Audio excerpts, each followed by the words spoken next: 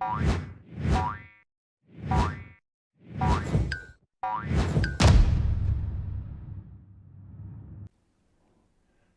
and welcome back to Frogboy X1 Gaming. I'm Andrew and today we're checking out Rims Racing on Xbox Series S.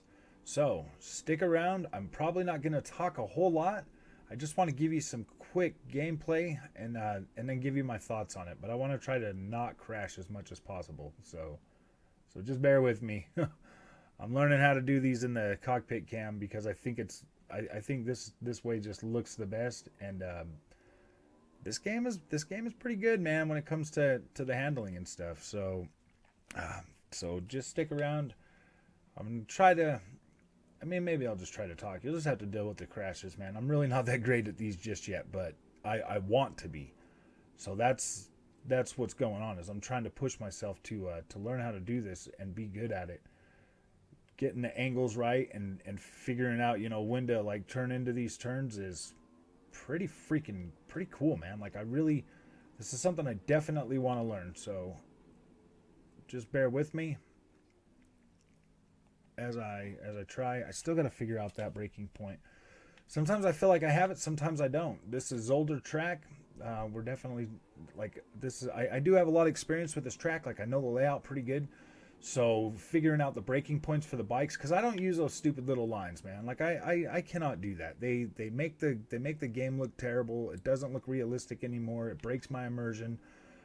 They're never right. They never actually give you the best breaking point, because they just go red and you should be, yeah, they're useless. They're a waste of time. They slow you down. So if you're using those crutches, get off of those and definitely just start learning these tracks by yourself. Learn the breaking points, reference points, because you got to look on the side. Like right here on the bike, well, in a car, you would start hitting that brake around the 100 meter board. This right here, no, it's different. You got to start slowing down way before those things. Like right here, I'm off the throttle. And then I start braking about right here on this turn, because anything more, dude, you're tipping this bike over, man, or you're going in there way too fast, too hot. It's definitely a consistent learn thing, man. Like if you're a racing fan, you have to learn these things by yourself. You cannot depend on any kind of a gimmicky game thing to teach you how to drive. So right here before the 100 board, that might have been too short. Yeah, I might. It's really tricky to learn these breaking points, especially on a bike. But these bike games are definitely starting to really become really central in my racing thing. Like I love these. These are freaking extremely fun to learn. And once you learn a track like Zolder, or any of the other tracks, like these are great. I would love to see more tracks that I already know come to more bike games. Ooh, dang. I mean, like on Ride 4, I've been trying to get down Nordschleife.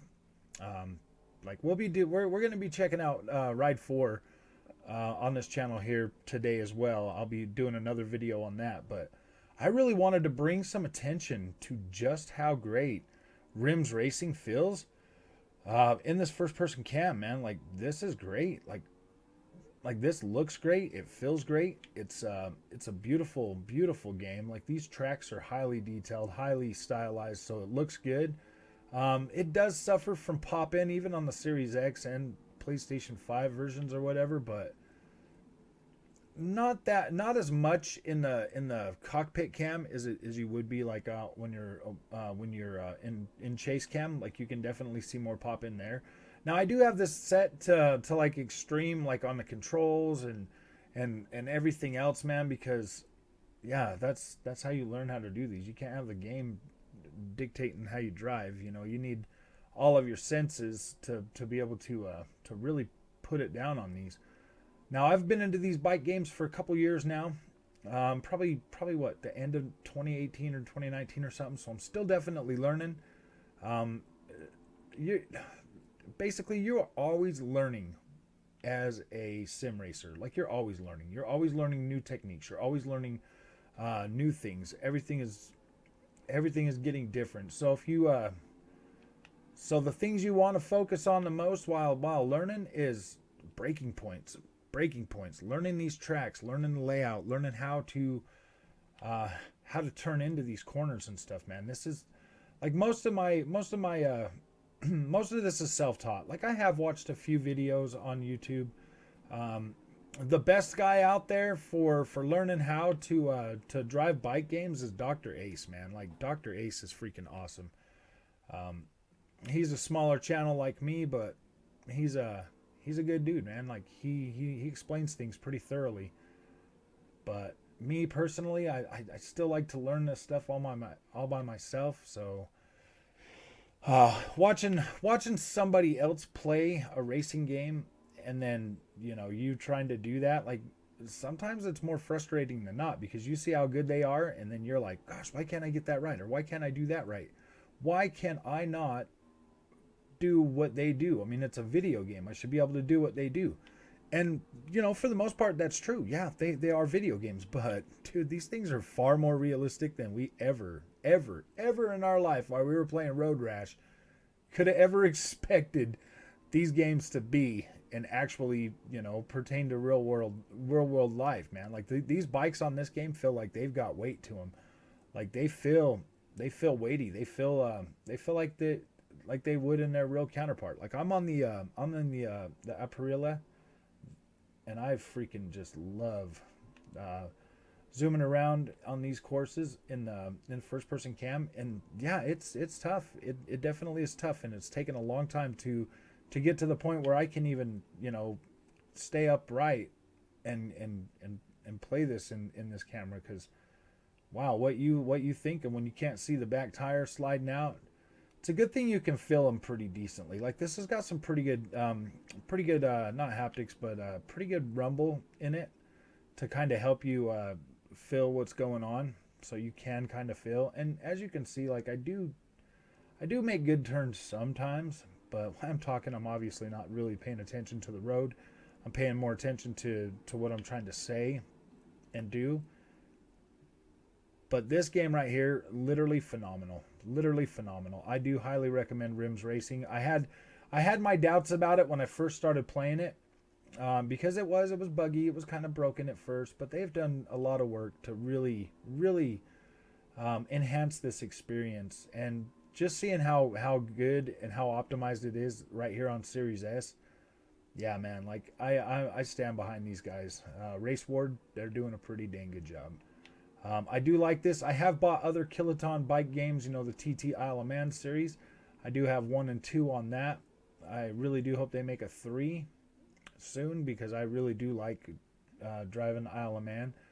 If Isle of Man's visuals look like this, oh my gosh, it would be freaking phenomenal. I would love for the visuals to take on more of this shape. I mean, this one here came out just before.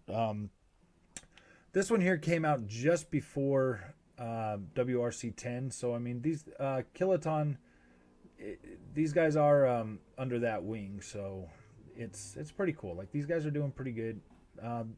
My biggest complaint with this game is it needs more tracks. It needs more courses. That's the biggest thing. I do like the handcrafted courses that they do, the start to finish races that are sprint races for the most part. I do like those, but those are a lot harder to learn like this. Like these tracks are pretty easy to learn. I think there's 10 of them or something, maybe 10 of them. They definitely need some more. I would love to see Nordschleife come to this game as well. So we're going back into the pit now. Just getting used to playing this game. I love it, dude. I think it's great. I think this is definitely worth picking up. You'll probably be able to find it on sale most of the time now, because it's been out for a few months now, at least since, I think, gosh, it was either July or June when this came out. But for the most part, like, this looks really good. There's things that you can do, like you can go into your bike and you can pull apart all the bikes and stuff. This is like the Gran Turismo, like, of bikes for being able to completely, like, take apart your bike and like put it back together, stuff like that. So that's really cool, and that might interest a lot of people. But if the racing's not good and it doesn't hold up, that really puts a damper on systems like that, because like, what are you going to do, buy the game to take apart the bike? Well, I can honestly confidently tell you that with enough work and enough practice on this game, it is definitely worth the time and effort that you would put into this to get better. So with that, if you like this content, don't forget to like and subscribe, and I will see you in the next one.